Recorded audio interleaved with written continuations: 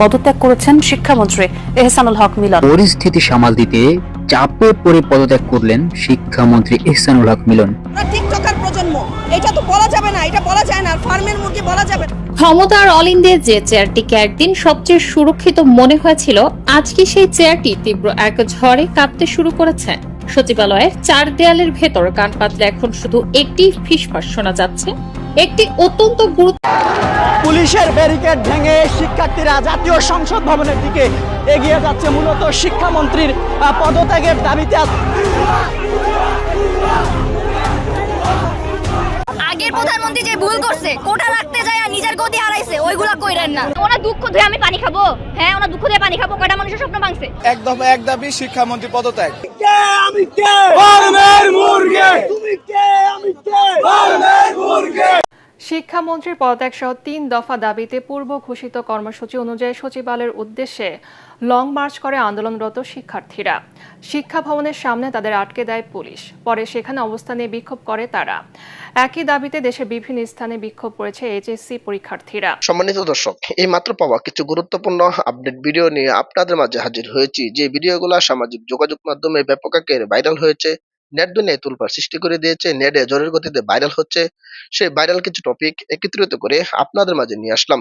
দর্শক, ভিডিও শুরুতেই ভিডিওর বিশেষ কিছু অংশ দেখে আশা করি আপনারা বুঝতে পেরেছেন যে আজকের এই ভিডিওটি কতটুকু গুরুত্বপূর্ণ হতে চলেছে এবং আমরা কোন টপিকগুলো নিয়ে আলোচনা করতে যাচ্ছি। দর্শক, তার কথা বাড়াবো না, চলুন ভিডিওতে আমরা একে একে সেই ভাইরাল টপিকগুলো দেখে আসি। ভিডিওটি শুরু থেকে শেষ পর্যন্ত দেখার অনুরোধ রইল। চ্যানেলে নতুন হয়ে থাকলে সাবস্ক্রাইব করে একটি লাইক করে আমার সাথেই থাকুন। পুলিশের ব্যারিকেড ভেঙে শিক্ষার্থীরা জাতীয় সংসদ ভবনের দিকে এগিয়ে যাচ্ছে, মূলত শিক্ষামন্ত্রীর পদত্যাগের দাবিতে।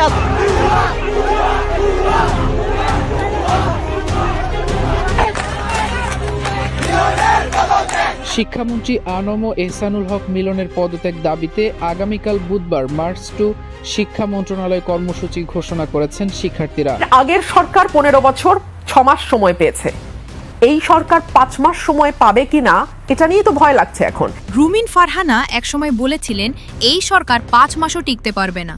তার সেই বক্তব্য নতুন করে আলোচনায় এসেছে।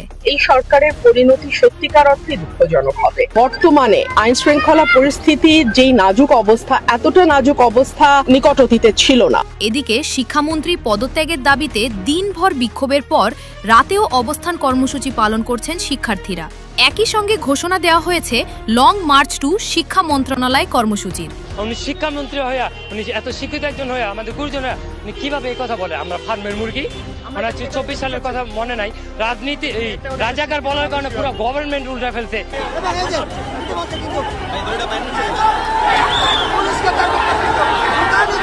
পুলিশ লাঠি চার্জ করছে তাদের এবং এই জায়গায় ধাওয়া জুম করেন। লাঠি চার্জ করা হয়েছে, আমরা আরো দ্বিগুণ হয়ে ফিরে আসছি। আমাদেরকে লাঠি চার্জ করে বের করে দিয়েছে, আমরা আরো দ্বিগুণ হয়ে আসছি।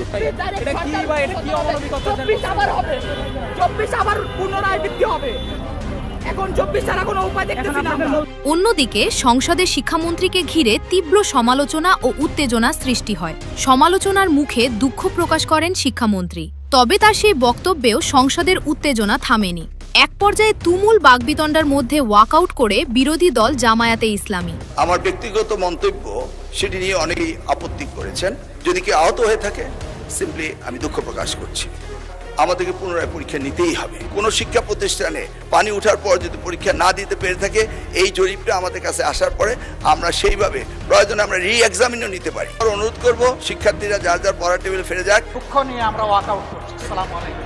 এদিকে সংসদের শিক্ষার্থীদের পক্ষে ব্যারিস্টার রুমিন ফারহানার বক্তব্য সামাজিক যোগাযোগ মাধ্যমে ব্যাপক আলোচনার জন্ম দিয়েছে।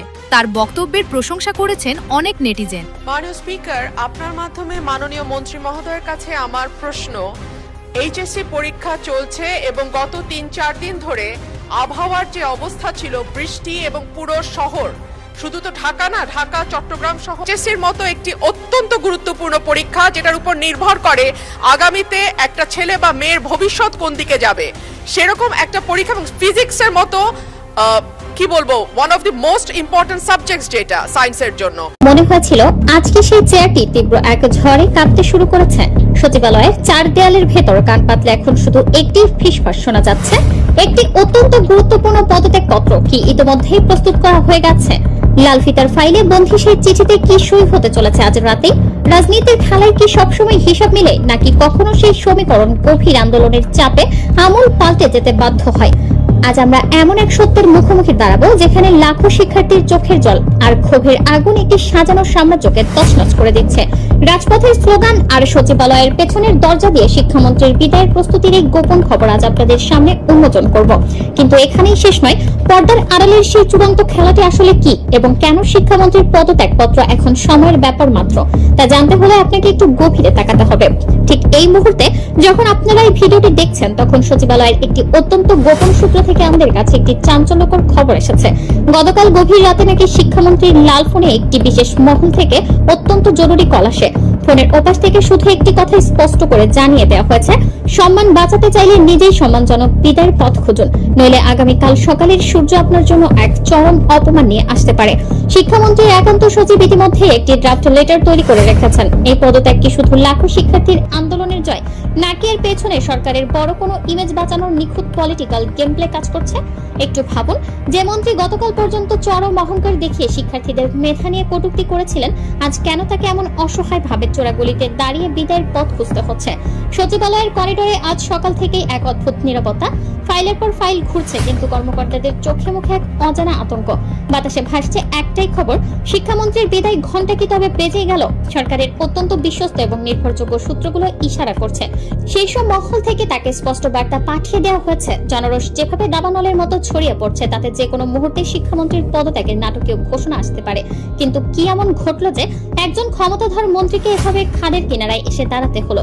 কেন তার নিজের দলের অভ্যন্তরেই তাকে নিয়ে তৈরি হয়েছে তীব্র ক্ষোভ আর অসন্তোষ? আর ঠিক সেখানেই দেখা দেয় নতুন প্রশ্ন, এই সংকটের শুরু কি শুধু রাজপথের আন্দোলন থেকে, নাকি এর পেছনে রয়েছে দীর্ঘদিনের পুঞ্জীভূত অবহেলা আর দায়িত্বহীনতার এক সুবিশাল পাহাড়? ঘটনার মোড় ঘুরতে শুরু করে যখন প্লাবিত অঞ্চলের জলমগ্ন রাজপথে একদল শিক্ষার্থীর স্বপ্ন ভেঙে চুরমার হতে শুরু করে, দেশ জুড়ে তখন চলছিল এক বৈরী আবহাওয়া। ভারী বর্ষণ আর বন্যার পানিতে যখন একের পর এক জেলা প্লাবিত হচ্ছে, তখন শিক্ষা প্রশাসনের সিদ্ধান্তগুলো যেন হয়ে ওঠে আরো বেশি নিষ্ঠুর। চট্টগ্রামের মতো বন্যা পীড়িত অঞ্চলে পরীক্ষা সাময়িকভাবে স্থগিত করা হলেও কুমিল্লা বা অন্যান্য বোর্ডের লাখো শিক্ষার্থীকে এক চরম অনিশ্চয়তার মধ্যে ঠেলে দেওয়া হলো। কোমর সমান পানি, অবিরাম বৃষ্টি আর সেই দুর্যোগের মধ্যে ভিজে যাওয়া অ্যাডমিট কার্ড বুকে জড়িয়ে পরীক্ষা কেন্দ্রে ছুটছিল শিক্ষার্থীরা। কেউ রাস্তায় হোঁচট খেয়ে নোংরা পানিতে পড়ে যাচ্ছে, কারো গুরুত্বপূর্ণ নথিপত্র ভিজে নষ্ট হয়ে যাচ্ছে, আবার অনেকেই হলের বেঞ্চে বসছে তীব্র জ্বর আর শরীর ভেজা অবস্থায়। অথচ এই মানবিক বিপর্যয় নিয়ে শিক্ষা মন্ত্রণালয়ের কোনো মাথা ব্যথাই ছিল না।